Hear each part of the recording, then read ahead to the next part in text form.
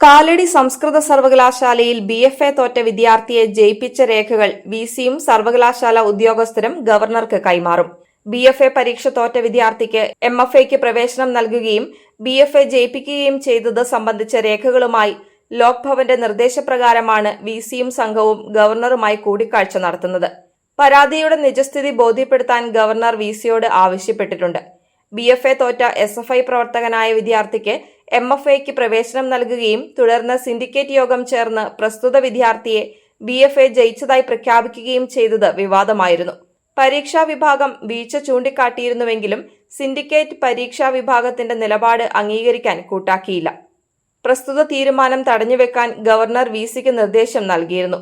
എന്നാൽ സിൻഡിക്കേറ്റ് തീരുമാനം തടയാൻ വിസി തയ്യാറായില്ല.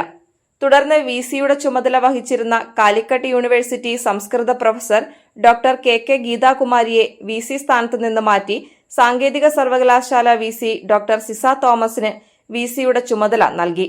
വിസിയും രജിസ്ട്രാറും പരീക്ഷാ വിഭാഗത്തിന്റെ സെക്ഷൻ ഓഫീസറും നാളെ ഗവർണറെ നേരിൽ കണ്ട് നിജസ്ഥിതി ബോധ്യപ്പെടുത്തും.